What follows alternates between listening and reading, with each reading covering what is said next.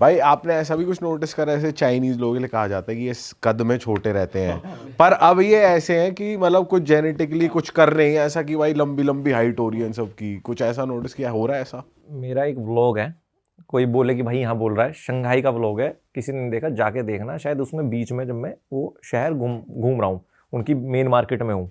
एक तो भाई सबसे बड़ी बात, उनके हर शहर में ना न्यूयॉर्क का टाइम स्क्वायर बना रखे हैं उन्होंने। न्यूयॉर्क का टाइम स्क्वायर पे 2-4 स्क्रीन लोग देख के मतलब बढ़िया अच्छा लगता है भाई, बढ़िया लगता है, चकाचौंध है वो तो। उनके हर शहर में भाई, और ऐसा नहीं छोटा मोटा लेवल भाई। सोचो गुची, अरमानी, ये ब्रांड तो हर्मीज तो ऐसे पड़े हुए हैं वहां पर जैसे कुछ है ही नहीं, ये कुछ है ही और नहीं, भरे हुए हैं लोग, भरे हुए भाई, इस गली में उस गली में गुची है, उस गली नहीं में मतलब दोबारा मैं गुची पूछ है। रहा हूँ, लोग शॉपिंग कर रहे हैं खूब। करते तो हैं भाई, करते तो हैं भाई। जैसे हमने यूके में देखा है, चाइनीज वो एक बिस्टर विलेज है वहाँ जहाँ डिस्काउंट लगता है ऐसे उस पे, तो वो फेमस इसलिए कि चाइनीज खाली सूटकेस लेकर आते हैं वहाँ और भर के शॉपिंग करते हैं भाई उन ब्रांड्स। हाँ, एक्सपेंसिव ब्रांड्स है पर वो डिस्काउंटेड रेट पे मिलते हैं वहाँ पे उन बिस्टर विलेज में, तो वहाँ चाइनीज शॉपर्स बहुत आते हैं। तो हमने ऐसे देखा है, चाइनीज शौकीन होते हैं और पैसे वाले भी होते हैं। भाई। पैसा तो देखो रखेंगे ना, कि उनके देश में जब सिस्टम ही है कि आप घर नहीं खरीद सकते, मतलब आप कितने भी अमीर हो लीज पे मिलेगा, 70 साल की लीज है आपका खुद का घर और 40 साल की दुकान होती है। तो अगर आपको उनके पर्सपेक्टिव से देखा जाए तो वो ये बोलते हैं कि जिसने खरीदा है 30 साल में, नॉर्मल एवरेज बंदा घर खरीदता है, तो 70 साल हो गए तो 100 साल का हो गया तो मर जाएगा, उसका लड़का भी 20, 30, 40 साल का हो जाएगा। तो उसको हम काबिल बनाना चाहते हैं अपनी जनता को, ठलवा नहीं। उनका मानना ये है कि भाई ताकि उसके पास करने के लिए होगा क्या, तो और वेल्थ भी ऐसे ट्रांसफ़र होती रहेगी, सरकार हमेशा पावरफुल रहेगी। तो क्योंकि प्रॉपर्टी से लोग ज़्यादा अमीर हो जाते हैं, तो उनकी एक पॉलिसी है कि कोई भी बंदा हमसे अमीर नहीं हो सकता सरकार से, तो इसलिए वो सेविंग करते हैं कि घर खरीदना पड़ सकता है। आपकी एक वीडियो बहुत वायरल हुई थी, करोड़ों में व्यूज़ आए थे, कि आप वो दिखा रहे थे उसमें कि सीढ़ियाँ हैं, एस्केलेटर्स हैं और वो एकदम डीप डाउन पाताल लोक में जा रही हैं, आपने उसे पाताल लोक की सीढ़ियाँ बता दी, वो था क्या? भाई मुझे क्या पता चला कि जब मैं उस 8D सिटी में गया था, मैंने सुना तो था कि 8D सिटी है। अब मैंने जितनी वीडियोस देखी थी उस वीडियो में वो क्विक्सिंग बिल्डिंग जो है सिर्फ वही दिखाई जाती है। तो मैंने सोचा कि ऐसा हो सकता है एक शहर है और उसमें एक बिल्डिंग है और उसका ये पैमाना होगा कि भाई ग्राउंड फ्लोर और 20th फ्लोर होता है। तो मैं बस वही बिल्डिंग देखने गया था। तो जैसे ही मैं उस शहर में गया, मैंने अपना होटल बुक किया हुआ था आसपास ही सिटी सेंटर के तो हुआ गया, मैंने चेक इन किया अपना होटल में। जैसे ही मैं चेक इन करके कि चलते हैं भाई बाहर घूमते हैं, तो आदमी क्या करेगा बाहर जाने के लिए, सबसे पहले किसी भी फ्लोर पे वो ग्राउंड फ्लोर जाएगा। मैंने ग्राउंड फ्लोर बटन दबाया, मैं बाहर निकला, यार ये जगह तो कुछ अलग सी लग रही है, जहाँ से घुसे थे ये तो वो नहीं है। तो क्योंकि आप बाहर निकलो जिस रास्ते में थोड़ा पता चल जाता है, मैं थोड़ा सा ऐसा हुआ, अब उससे पूछूं भी क्या यार, उसको समझ ना आए, है ना। मैं दोबारा एक्सीलेटर पे गया। अब मेरे साथ जो नैना दी उसने बोला कि यार 11वें फ्लोर से आए थे हम। मैंने बोला यार 11वें फ्लोर से कैसे आ जाएंगे, कैसी बातें कर रही है तू, 11वें फ्लोर से टैक्सी कैसे छोड़ जाएगी हमें, हम वहाँ तो हाईवे था। कहती 11वें से आई, मैंने देखा है, मैं भी यही देख रही थी, मैं बोली नहीं 11वां फ्लोर लिखा है। भाई मैं गया, मैंने 11वां फ्लोर दबाया और वहाँ हाईवे, 11th फ्लोर पे वहाँ सामने मॉल है, वहीं वो मुझे छोड़ के गया था, वही गेट था एंट्री का। 5 मिनट तो भाई मैं हैंग सा हो गया।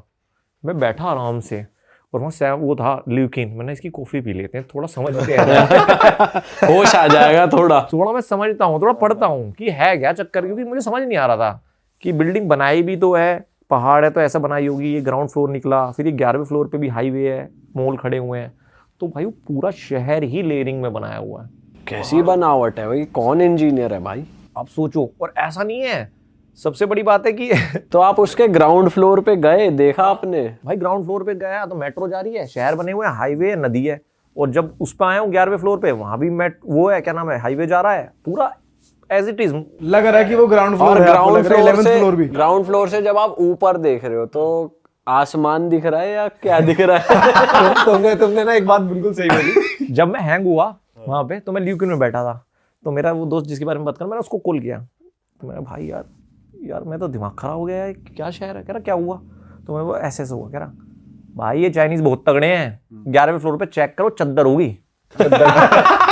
आसमान की चद्दर। कह रहा भाई मैंने देखा है, ये साले यूरोपियन भी चद्दर बिछा देते हैं उस पहाड़ के ऊपर, वो जो है जोन्सफ्रोंग है, क्या नाम है ना, उसमें स्विट्जरलैंड में जब आप जाते हो ना, वो लेके केबल कार लेके, तो कई बार वहां पर ना वो चद्दर बिछी होती है स्नो की। हाँ, स्नो नहीं होती। स्नो नहीं होती। हाँ, तो उसने बोला भाई ऐसा होगा। मैं भाई तू पागल है क्या, मैं सामने खड़ा हूँ, ये क्या दिख नहीं रहा क्या मुझे, पागल हूँ, पूरा शहर दिख रहा है।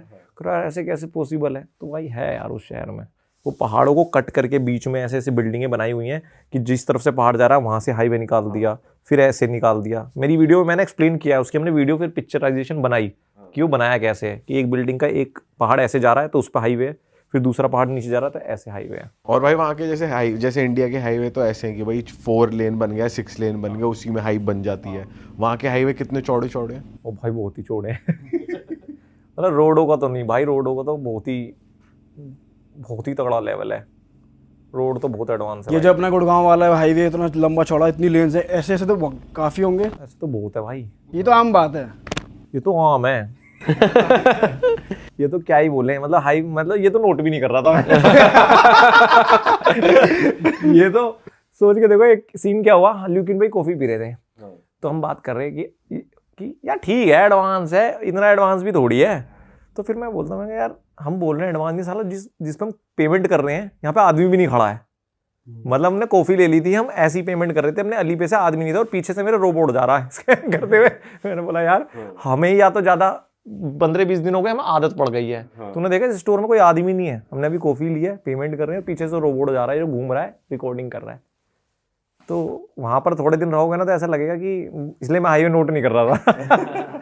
ये तो देख लिया, कुछ नया दिखाओ। अच्छा भाई, आप एक जगह आप गाड़ियां दिखा रहे थे, आप हुआवी के शोरूम में थे शायद, कि भाई फोन का ब्रांड है और गाड़ी बना रहा है, और क्या ही गाड़ी बना रहा है, तो उसके बारे में थोड़ा बताओ, गाड़ियों में क्या नया आ रहा है चाइना में? गाड़ी की एक ऐसी बात बताऊंगा तुम्हें। वो लोग, मैं क्यों कह रहा हूँ कि देखो जो 196 देश है ना टोटल, वो सब अलग चल रहे हैं और ये साला अलग चल रहा है। इसकी रेस ही अलग है कि दुनिया कह रही मैन्युफैक्चरिंग बढ़ाओ, इनकी मैन्युफैक्चरिंग प्रॉब्लम बन चुकी है। 130 रजिस्टर्ड ईवी मेकर्स हैं वहां पे, 130 कार मेकर्स। तो समझ लो कंपटीशन कैसा है भाई। बीजिंग नाम की भी कंपनी है वहां पे। अच्छा। मैंने जितनी बार भी टैक्सी बुक की, एक भी टैक्सी रिपीटेड नहीं थी जो कंपनी की मैंने देखी हो। बार बार मैं नाम, अब हमें तो यार BYD तो पता है, देखो हुआवे पता है, MI पता है, तो ये तीनों तो क्लासिक ही थी भाई। पता नहीं कैसी गाड़ी बना रहे हैं, और तो पता नहीं कितनी थी वहां पे। और कॉपी बना रहे हैं बड़ी बड़े ब्रांड्स की, या अपने ओरिजिनल भी डिजाइन है उनके? जैसे हमने सुना डिफेंडर की कॉपी घूमती है वहां पे, और या वो पानी में तैरने वाली घूमती है। लैम्बो की भी कॉपी है जो उछलती है, वो देखिए आपने, तो यार वो खड़ी खड़ी उछल जाती है, मॉल में खड़ी रहती है वो तो BYD की। हाँ बहुत भाई कॉपी भी है। अब मैंने तो देखो किसी गाड़ी में थिएटर नहीं देखा, प्रोजेक्टर, इनकी गाड़ियों में प्रोजेक्टर रहते हैं भाई, स्क्रीन आ जाती है नीचे से हुआवे की, और प्रोजेक्टर रहते हैं। और 50-50 लाख में ऐसी SUV थी जो मैंने हुआवे की उस वीडियो में दिखाई है। मैं सोचा यार ये तो करोड़ों की होगी, तो मैंने पूछा ये कितने की है, तो इंडिया की सबसे 50 लाख की गाड़ी थी वो।